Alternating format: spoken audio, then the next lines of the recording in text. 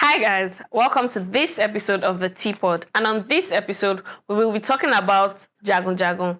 Jagun Jagun, the movie, was released on Netflix and it was produced by Femi Adebayo and it was directed by Tijani Adebayo and Tope Adebayo. My name is Adede Shonaki and on this episode, I have three movie enthusiasts that will be breaking down this movie with me. To my right... My name is Rafa Wells. I'm a creative enthusiast and I'm here with two of my renowned enemies. They're going to introduce themselves now. I'm not his enemy. I'm a picture of peace. And my name is Courage Ben James. I'm a movie enthusiast and everything visual. I'm a big fan and follower. So today I'll just give my honest opinion and I'll be in my feelings. My name is Theophilus and I'm a creative director in the making. I love anything creativity. That's me. Okay, so we will be talking about Jagun Jagun, the movie today. And from your perspective and mine, I want us to speak about it from storyline and everything. And Jagun Jagun is something that nobody expected from Nollywood as a whole. Because aside the storyline, the storyline is something you can actually maybe resonate to the Yoruba culture and all of that. But the way it was done, it was just something very, very different that I did not expect from my end. So what do you think about it? A movie of that caliber is not something that we see every day or we've seen for a while now. It's on Netflix. It's an internationally acclaimed movie. 48 hours after it came out, it was grossing in the UK. And then Tina is still even top 10 grossing movie. So I just think that's like a brilliant and outstanding feat to achieve for Femi Adebayo. To me, I won't say it wasn't something we didn't see coming. From the two movies that have been grossing from I was about to say Big Brother, Brotherhood and Gang of Lagos. So we've seen the trend. Yeah. Sorry, not to break you there, but coming from the Yoruba perspective is what I'm saying. Yeah, Gang of Lagos is from the Yoruba perspective now. Not typically. No, it's not called Yoruba. What I'm saying is culture, deep into the Yoruba culture. I mean, you see all these Yoruba movies what's it called, Kotoye and the rest, and they are cliche kind of. We have not seen Yoruba. Something like this in the Yoruba movie industry. That's why it is. I wouldn't want to argue, but figurine, this whole VFX thing has started from, because what I feel you are saying we have not seen this whole thing is based on the VFX and stuff, right? And it's been in existence. I think the boss around these particular movies actually make it look like, oh, this thing is new, we expect, but it's not despising it. It's new, it's fresh, the storyline is fresh and everything. But it's not something like I would say people didn't expect or didn't see coming. If you've been following movies and a movie enthusiast like me, not to brag, so we saw it coming. When I heard about the movie, the whole banter and all, I was like, oh, it's just going to be like a normal regular movie. Then when I saw it for myself, everything just came together. The sound design, everything came together as one, and we can actually be proud and say, oh, we've started releasing some movies. Yeah, I think that's where, but we don't see it coming. I think we actually saw it coming from the likes of Gang of Lagos. Started seeing some nice fight scene. It's like a big achievement for Femi Adebayo, I must say. What I like in the Yoruba movie is like the French cinema, what they call the La Nouvelle Vague, the new wave, the new line, this certain trend. So they decided to deviate from the norm of regular Hollywood movie setting. They edit, they cut the storytelling, and I think that's what is happening now. That's what we are seeing in the Yoruba movie. Yeah, I think another thing I actually love about the movie so much was the fact that they did Yoruba throughout the movie. At some point when I saw some characters, I was like, oh, they are definitely going to speak English at some point. But then looking at the whole movie, how it played out, I saw Yoruba throughout. The language was really strong. Yeah, it was very deep, because at some point I was hearing some deep Ijebus and deep Ondus. So I was really proud, as a Yoruba person, I'm really proud that I can say, oh yeah, these guys are pushing my culture to the world. I wish I was also from Yoruba. Yeah. No, it's fine. You can join us. I wish I was from the country that's amazing. Too. And one thing to note about the movie, I'm not Yoruba, but when I got to know the meaning of the names most of the characters took, Like for the Bogumi, we're telling me it means like I swallow. Yeah, swallow what? So the names are quite hilarious and stuff. And I like the aspect where they stick to the Yoruba language. There's no introduction, which also I think was due to the fact the period at which the movie was set in, the Oyo Empire and stuff. Because if it was set in the modern day Nigeria or present day Nigeria, definitely there'll be some sliding of English. So at this point, I'd like us to discuss characters. Like, what do you think about the characters? I want Theophilus to go first. I feel overall the characters were very nice. Sincerely, the characters killed it. Everybody delivered. Yeah. So for me, I would like to merge these two things: the character and casting together. Yeah. So the characters on its own, they're amazing characters. Yeah. So from the Ogundiji, Bogumi, and the rest. So, and the casting for Ogundiji, that Femi Adeba, I swear he actually killed that role. Coming from his character in Ageshinkole, it was not too far-fetched that even on this one, it was going to deliver. Because the aura, the charisma he brought, he gave the character life. And that of Bogumi, there's something the punchlines he drops, I don't know how to speak Yoruba. So one of the really interesting fact I love about the characterization of the roles, the casting in this movie is that they created a character that after watching the movie, they lived on with us. We had this relationship with them. Yeah. And that's one of the things we don't really see every day. And that's really amazing. Like you could literally remember the faces and the names of each character that plays. Although most of them, they have enough backstory. Like the Bogumi, we just know that he's a warrior, he's strong, he conquers battles, but there was no backstory. How did he come to achieve this power? But I heard there's a sequel coming. Maybe hopefully. No spoiler. Sorry. All right. You're part of the set. You never know. All right. Okay, yes, as you said, it plays it perfectly because there's now you talk about the characters and you talk about the casting. I was arguing with a friend on the roles that some people played, like supporting roles, and that they were putting main characters. And if you date back to like as far back as 2004 in Yoruba movies, if you see the way Yoruba movies are, like if you're in the CD era and you watch Yoruba movies, to watch Yoruba movies with your parents, you see that the characters are always full, like down to supporting roles, down to everything. Like they are packing everybody's full. It's at this point that I might not really agree with Raf because I feel that there are a lot of upcoming actresses. Okay, look at the likes of when Bukumi started, they started featuring her in movies. She started singing, backup choruses. So I feel they should do more by encouraging young actresses, actors to be on movie like this. I think it will really foster the growth of the Nollywood industry because I know that's one of the things that Hollywood actually does. So I feel that there are some roles that, using A-list actor for some supporting roles. But I just feel like as a suggestion, they should look for, there are beautiful people that can actually pull off those roles. So I feel they should display their face more than just the regular people that we know. Yeah, I think the problem is that Nigeria, we are still stuck in that niche of putting famous faces in movies in order to sell. Not necessarily because they fit into the role. Yeah. But if I make a movie and I put all the top actors in it, definitely people will want to watch. There is this guy, there's that guy, and all these people are A-list actors. Yeah, you have your preferences. Even if you don't want to watch this person, you want to watch. Okay, let me see what it does. But to me, it is really going to hold back on some bright minds. I mean, Nigerians can never be in shortage of actors. No. We have to raw talent. Nigerian is a movie star. Believe me, because there are some simple roles, supporting roles, like let's say Bogumi, the wife, they gave Bimbo Ademaya. No shades, please. I'm just giving my honest opinion. I think anyone could have played that role. Obviously. And anyone would have killed that role. There's not really one, they say they needed one spectacular form of acting. Maybe they needed your experience in crying. They needed your experience in laughing. They needed your experience in being a wife in a movie.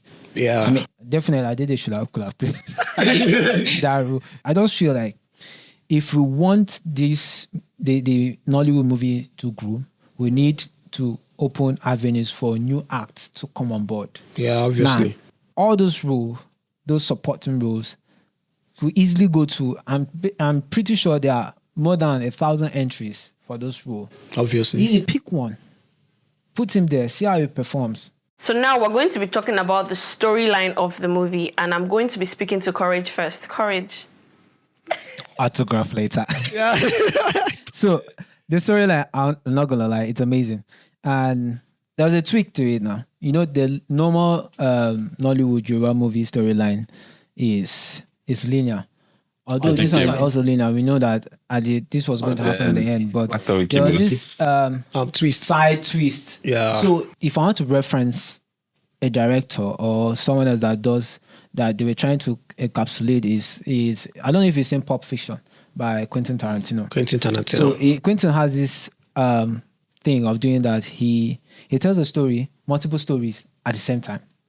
So that was what I love about this Jagun Jagun. They were telling different stories at the end. There was a story of Botija, there was a story of what's his name? Bogumi, there was a story of Gundiji. All that happened. Although we knew that the whole entire story was tied to what's his name? Botija. At the end of the day. But all those little side bars, and they were doing that, gave this the entire story, ability, live, strive. There was no low moment, there was no down moment. Everything was happening 1, 2, 3, 4. And I don't do maths for school. That's 6, 5. But it's really amazing storyline. So what I would pick on the story, and that place, it blew my mind, was the plot twist, Agemo. Yeah, that place just. I must say, I didn't see. I never that was one the high point of the movie that I did not see it coming. For the mere fact they actually made the girl, what's her name? I can't pronounce her name. Bukumi. In the movie that she was going to die it really made it so tragic. Usually, we were supposed to expect a happy ever after. He completed his challenge and he came back as Idon Gongon and he took his girl and they got married. But for the fact they twisted it and like, sorry man, you're not going to get everything. You can't have everything this time. That was really the peak of it. It was really amazing. Everything cannot just be sweet. What? Obviously. Life said you don't get everything. Can't eat your cake and have it. So like, what if I bake chicken? Actually, so for me, actually, the storyline, I think it's something that is so different. You know, being in secondary school, listening to all these Yoruba stories, you know, Tales by Moonlight and all. So it really brought me back in that moment, you know, after all the social media paparazzis and all. So, but there is one thing though I would like to ask. Why is it that Lateef Dimeji and Bukumi are always lovers in movie? I want to ask, why? Whatever it is, they bring magic to the screen. That's all I know. Moving on to makeup and costume, personally, I feel like the costume was nice, the makeup was good, everybody was looking how they should look. It was perfect for me. One of the first makeup and costume that really got me was Ogundiji. You know, that is beards and those little hairs that came and the guy really like everything. You know, he had this bad hair. He went bald. Adebayo that is not even bad then. Yes, another thing I really loved was, you see how they did that Bond scene was crispy. It was like, nice. I did not expect us to have reached that. My mom saw that movie and she's like, this is what it looks like to burn someone actually, because it was the makeup was nice. Makeup, costume, amazing. Yeah. I don't know, if it's a girl, I'll give you a hug. If it's a guy, I'll give you a handshake. What if it's a she-male? She-male. I give it hello. So, makeup and costumier for this movie, you did good. Moving on, please. We're going to the set design now. And Courage, what do you think about the set design? Yeah, set design. That's another amazing one. Then also, you have to consider the location too, and the time at which this movie is set into. So the set design too was amazing. Although I was seeing some references on, should I say, some notch to Woman King. If you remember, they did a recruit for the Agojis and stuff like that. There was a bit of notch to that, but it was really amazing. It was amazing set design, the palaces, the training, the playground. So sorry, this this is not about the set. I forgot to say something. My brain wasn't booting then. About the characterization, the characters. So the role of Botija. So the only issue I had with his role is that at this point they made us feel like he didn't actually have master of his power. Whereas as in the storyline when he was narrating his ordeal to Bogumi, like every child from his town, actually they know names of trees, they'll be exposed to this power. So the incantations were too long. Like if you've done something over and over again, there should be this mastery. Let's take for instance where he was doing the incantation to raise the water, like this thing should be like plug and play. They wanted to create suspense there, but I mean, but as I found that all of us knew that he was going to bust. He's going to bust out the water. Everybody, I was actually waiting for that moment. I was like, okay, just making it, just building up the suspense. No, so and there was this stretch you will have to do incantation before. No, I feel like he didn't know. He spoke about one particular wood. He was mentioning different. So I think it's when you know the name of that wood that he answers you. So he called it one name of a particular wood. He did not answer. He went to another wood. Maybe he did not know the make of the wood that they used to make. Aside from the casket part, even when he was coming with the tree, the first thing was they introduced him when he was coming to the tree fell, there was this long extension. That I will understand. But subsequent times that they showed him, there was always this long stretch of incantation. Now don't forget that he came from a lineage of wood carvers or wood makers who that work with wood. So definitely they really actually indoctrinated him to every name of woods. Wood, yeah. By the look of it, you should know the name of the wood. That's the feeling they give us. So moving to lightning now, I'm going to be starting with Rafa Wells. What do you think about the lightning of the movie? It was just one scene that I feel like they could have done better. That scene of he was walking in the night. He was still walking in that village. So I think there was a place they lighted. So it was like we could see the source of the light. And then the source of the light is too bright for a night for that scene.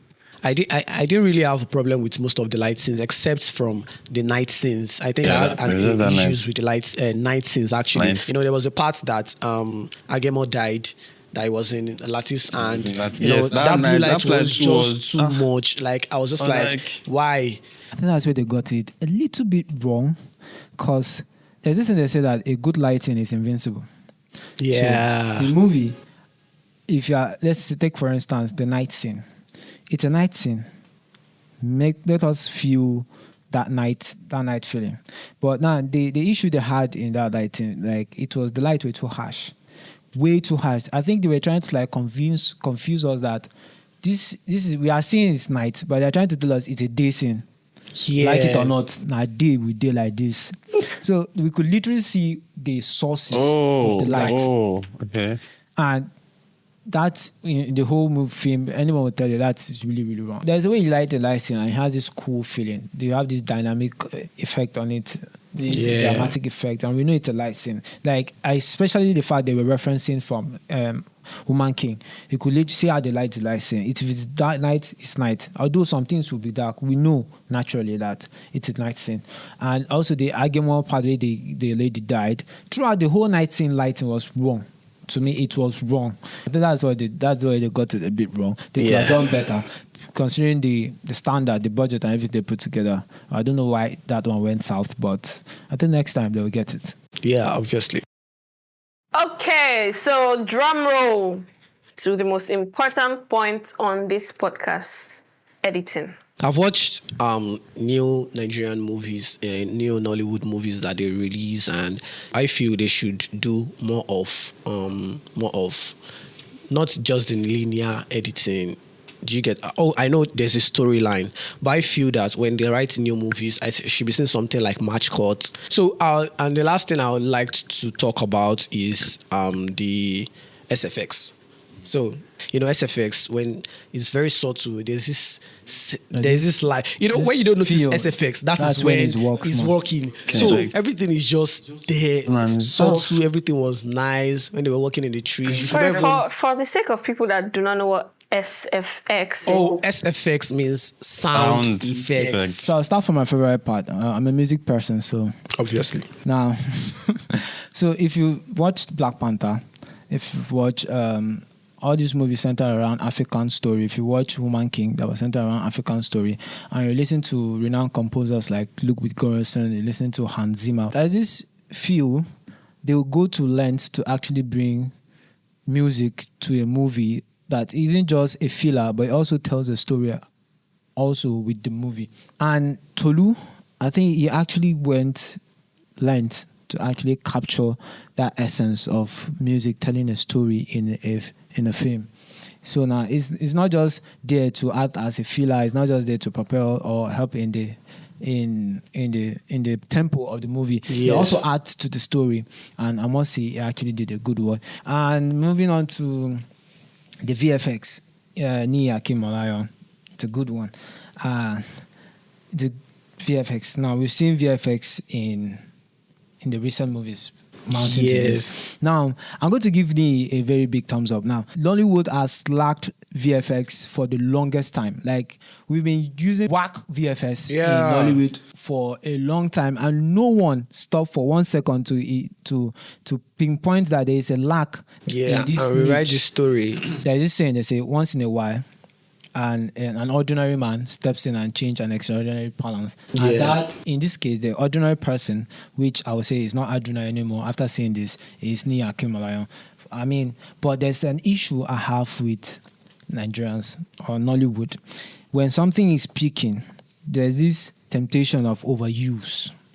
Yeah. Now, VFX, CGI, it's, you know, CGI as video effects, VFX, video effects, CGI as computer generated image.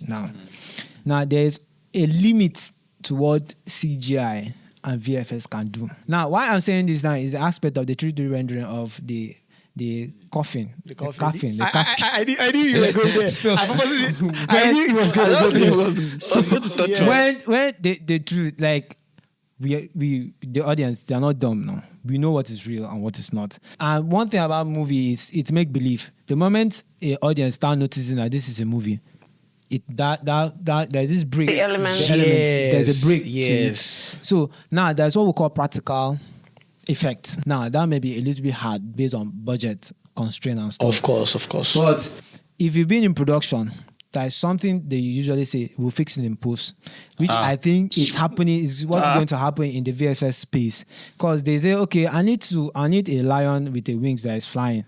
And you do not create a base element. We've seen Game of Thrones, the dragons. You could literally see the structures that was put in place. Yeah. Now, with those structures you put in place that will make those VFX look a bit more realistic. Yes. Now, if you watch Emancipation.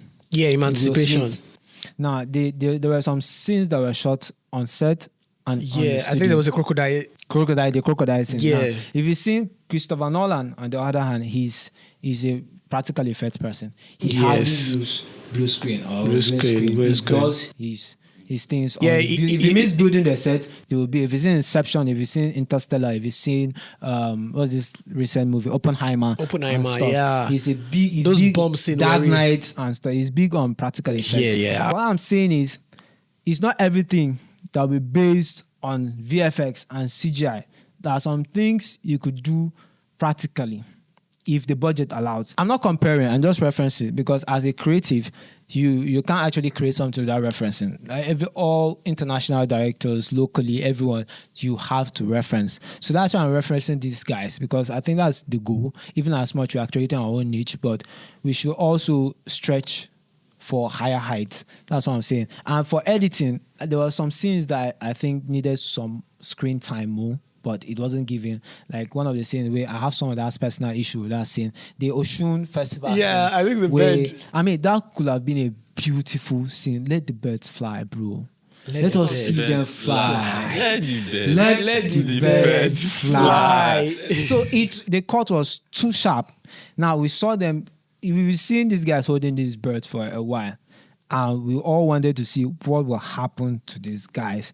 Yeah. And when it got to that moment where they released the birds, You cut it out. I just feel that point deserved more screen time because I added to the story. It's beautiful. We've seen that particular shot in different various movies. So we're going to be rating the movie on a scale of 1 to 10, and I'm going to be starting with Rafa Wells. What do you rate the movie on a scale of 1 to 10? I'll just give them a solid 8.5 over 10. Oh, that's generous. Okay, so Courage, what do you rate the movie on a scale of 1 to 10? On a scale of 1 to 10, I'll give them a 6. I'll borrow his word in reference to the bigger movies, not in comparison to bigger movies. I think I'll give them a 7. There is more room to actually, explore stuff and improve. That's why I gave them a 6 now. The 4 is for the exploration they're going to do now. Wait, I did it.